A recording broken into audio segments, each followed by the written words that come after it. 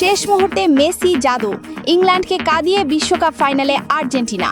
7 মিনিটের পাগলামিতে আবারও প্রত্যাবর্তনের গল্প লিখল মেসি মার্টিনেজরা। সেমিফাইনালে ইংল্যান্ডকে 2-1 গোলে হারিয়ে টানা দ্বিতীয়বার ফাইনালে আলবিসেলেস্তেরা। রোববার নিউ জার্সিতে বিশ্বকাপ ফাইনালে স্পেনের মুখোমুখি হবে আর্জেন্টিনা। ফাইনালের আগে আর্জেন্টিনাকে 3 নম্বরে নামিয়ে র্যাঙ্কিংয়ের শীর্ষে স্পেন। মেসিকে বিশ্বসেরা বললেন স্পেনের coach Luis de la Fuente. স্পেনের আছে হেরে বিশ্বকাপ থেকে বিদায়ে ফ্রান্স জুড়ে উত্তেজনা। প্যারিস ও লিও সহ কয়েকটি শহরে আইন শৃঙ্খলা রক্ষাকারী বাহিনীর সাথে সংঘর্ষের ঘটনা। পরিস্থিতি নিয়ন্ত্রণে আনতে 2 শহর মিলিয়ে 160 জনকে গ্রেপ্তার করেছে পুলিশ। এবং জিম্বাবুয়ের বিপক্ষে টি-20তেও হার দিয়ে সিরিজ শুরু টাইগারদের। চরম ব্যাটিং বিপর্যয়ে 138 রানে অল আউট তাওহিদ হৃদয়ের নেতৃত্বাধীন বাংলাদেশ। 3 ম্যাচ সিরিজে 1-0 ব্যবধানে এগিয়ে গেল জিম্বাবুয়ে। শুরুতে বিশ্বকাপের খবর। বিশ্বকাপের ফাইনালে আর্জেন্টিনা ইংল্যান্ডকে 2-1 গোলে হারিয়ে আরও একবার শিরোপার মঞ্চে আলবিসেলেস্তেরা।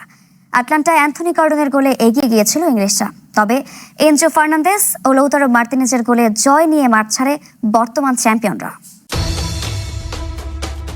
শ্বাসরুদ্ধকর একটি ম্যাচ, শুরু থেকেই তুমুল মারামারি, একের পর এক হার্ড ট্যাকল, ফাউল। ম্যাচটা যেন ফুটবল খেলার চেয়ে রেসলিং খেলায় পরিণত হয়েছিল। আর্জেন্টিনা ইংল্যান্ড সেমিফাইনালের পুরো প্রথমার্ধকে স্রেফ এভাবেই বর্ণনা করা যায়। দ্বিতীয়ার্ধের 55তম মিনিটে গোল করে এগিয়ে গিয়েছিল ইংল্যান্ড। 85 মিনিট পর্যন্ত 1-0 গোলে এগিয়ে ইংলিশরা। আর্জেন্টিনার বিদায় নিশ্চিত ধরে নিয়েছিল অনেকেই, কারণ ইংল্যান্ড তো আর কেপ ভার্ডে কিংবা মিশর নয় যে শেষ মুহূর্তে ম্যাচ বের করে নেবে আর্জেন্টাইনরা। কিন্তু ফুটবলের শেষ 1 মিনিটেও অনেক কিছু বদলে যেতে পারে। লিওনেল মেসিদের ম্যাচের চিত্র বদলে দিতে সময় লেগেছে ঠিক 7 মিনিট। 85তম মিনিটে মেসির জাদুকরী এক অ্যাসিস্ট, বুলেট গতির শটে গোল করলেন এনজো ফার্নান্দেজ। এরপর অতিরিক্ত 92 মিনিটে আসলো সেই ম্যাজিক্যাল মুহূর্ত। মেসির আরও একটি জাদুকরী ক্রস, এবার ডান প্রান্ত থেকে বল ভেসে এলো বাম কোণের পোস্টে। সেখানে ছিলেন লাউতারো মার্টিনেজ। দারুণ এক হেডে তিনি বল জড়িয়ে দিলেন ইংল্যান্ডের জালে। 2-1 ব্যবধান তৈরি হয়ে গেল। এরপর ইনজুরির সময়ের বাকি অংশটা ইংল্যান্ড চেষ্টা করেছিল সমতায় ফেরার, কিন্তু লাভ হলো না। 2-1 ব্যবধানে ইংল্যান্ডকে হারিয়েই টানা দ্বিতীয়বার বিশ্বকাপের ফাইনালে উঠে গেল আর্জেন্টিনা। আটলান্টার গর্জনমুখর মার্সিডিজ বেঞ্জ স্টেডিয়ামে দ্বিতীয়ার্ধের 55 মিনিটে অ্যান্থনি গর্ডনের গোলে এগিয়ে গিয়েছিল ইংল্যান্ড। গোল খেয়েই মাথা ঝাড়া দিয়ে ওঠে আর্জেন্টিনা। আক্রমণের পর আক্রমণ করতে থাকে ইংল্যান্ড। ইংল্যান্ডের গোলরক্ষক জর্ডান পিকফোর্ডের কিছু অসাধারণ সেভে ইংলিশদের কোনোভাবে রক্ষা। বদলি খেলোয়াড় নামিয়ে আক্রমণের ধার বাড়ান coach Lionel Scaloni. Nico Gonzalez, Rodrigo De Paul, Nicolas Otamendi, Gonzalo Montiel এবং পরে লাউতারো মার্টিনেজকে মাঠে নামান তিনি। ইংল্যান্ড তখন পুরোপুরি রক্ষণে ব্যস্ত। 72 মিনিটে গোলদাতা গর্ডনকে তুলে এজরি কনসাকে নামিয়ে 5 ডিফেন্ডারের কৌশল নেন ইংল্যান্ড কোচ টমাস টুখেল। এই সিদ্ধান্তই শেষ পর্যন্ত ইংল্যান্ডের জন্য কাল হয়ে দাঁড়ায়।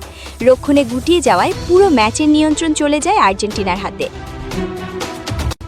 কিন্তু শেষ মুহূর্তে লিওনেল মেসির 2টি দুর্দান্ত অ্যাসিস্টে প্রথমে এনজো ফার্নান্দেজ এবং পরে বদলির লাউতারো মার্টিনেজ গোল করে ইংল্যান্ডের স্বপ্ন ভেঙে দেন। 19 জুলাই নিউ জার্সির ফাইনালে স্পেনের সঙ্গে শিরোপার মীমাংসা করবে আর্জেন্টিনা, যে ফাইনাল হতে যাচ্ছে আরেক মহাকাব্যিক লড়াই। তানজিলা নুসরাত, খেলার খবর। জিম্বাবুয়ের বিপক্ষে ওয়ানডে সিরিজ হারের পর এবার টি-20 সিরিজের প্রথম ম্যাচেই হারের তেতো স্বাদ পেল টাইগাররা।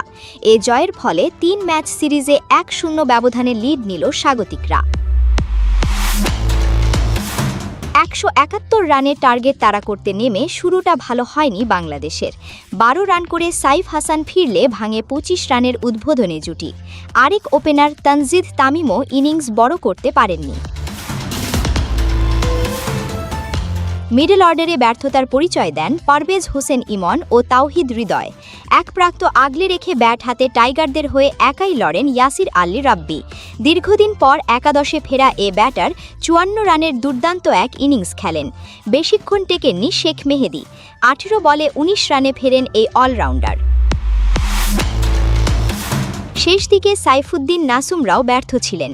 জিম্বাবুয়ের হয়ে 2 পেসার রিচার্ড ও মুজারাবানি নেন 4টি করে উইকেট। এর আগে টস হেরে ব্যাটিংয়ে নেমে জিম্বাবুয়ের শুরুটা হয় দারুণ। 2 ওপেনার শুরু থেকেই আক্রমণাত্মক ব্যাটিং করেন। মারুমানিকে সাজঘরে ফিরিয়ে 37 রানের উদ্বোধনী জুটি ভাঙেন পেসার নাহিদ রানা। 9 বলে 14 রান করেন মারুমানি। 1 ডাউনে নেমে 20 রান করেন ডিওন মেয়ার্স। তবে একপাশে রানের চাকা সচল রাখেন বেনেট। 30 বলে 44 রান করেন এই ব্যাটার। এরপর ছোট ছোট ইনিংসে দলের রানে অবদান রেখেছেন সিকান্দার রাজা ও রায়ান বাররাও। শেষ দিকে 10 বলে 19 রানের দুর্দান্ত ইনিংস খেলেন ব্রাড ইভান্স। টাইগারদের হয়ে পেসার নাহিদ রানাই একাই নেন 4টি উইকেট। তানজিলা নুসরাত, খেলার খবর। বিশ্বকাপে নিজেদের দাপট দেখিয়ে এত দূর এলেও তীরে এসে তরি ডুবল ফ্রান্সের। ম্যাচ জিতলে বাহবা মেলে, আর হারলে শুনতে হয় দোধ্বনি। এই বাস্তবতায় মেনে নিয়েছেন ফরাসি অধিনায়ক। হারের সব দায় নিজের কাঁধে নিয়ে তিনি ঘুরে দাঁড়ানোর বার্তাও দিয়েছেন। গতবার বিশ্বকাপের সোনালী ট্রফির খুব কাছে থেকে বিদায় নিতে হয়েছিল 2 বারের বিশ্ব চ্যাম্পিয়নদের। এবার তাই আগের ভুলগুলো শুধরে অধরা ট্রফির জয়ের লক্ষ্যে মাঠে নেমেছিল কিলিয়ান এমবাপের ফ্রান্স। পুরো টুর্নামেন্টে ছিল দাপট, আগ্রাসন আর ভক্তদের চোখে প্রত্যাশার ঝলক। কিন্তু গেল রাতে চিরচেনা সেই ফরাসি দলটা কোথায় যেন হারিয়ে গেছে। আরেক পরাশক্তি স্পেনের কাছে 2 গোল হজম করেই বিদায় নিতে হলো দিদিয়ের দেশমের শিষ্যদের। ফরাসি অধিনায়ক কিলিয়ান এমবাপে এই হারের দায় পুরোটাই নিজের কাঁধে নিয়ে জানিয়েছেন তাদের সেরাটা না দিতে পারার কারণেই সেমিফাইনাল থেকে বাদ পড়তে হয়েছে। দিনের শেষে জিতলে সব প্রশংসা পাও, আর হারলে সব সমালোচনাও তোমাকেই নিতে হয়। এটাই ফুটবল, এটাই আমার জীবন। অধিনায়ক হিসাবে দায়িত্ব নিতে আমার কোনো সমস্যা নেই। পরিকল্পনা ছিল শুরু থেকেই ইয়ামালদের চাপের মুখে রাখা আর এর মাঝে গোল আদায় করে নেওয়া। তবে ভাগ্য যে এদিন সহায় হয়নি ফরাসিদের। অবশ্য এই দলের বিপক্ষে এর আগেই জয় পেয়ে আত্মবিশ্বাসী ছিল ফুয়েন্তের দল। এবারও ঠিক তাই হয়েছে।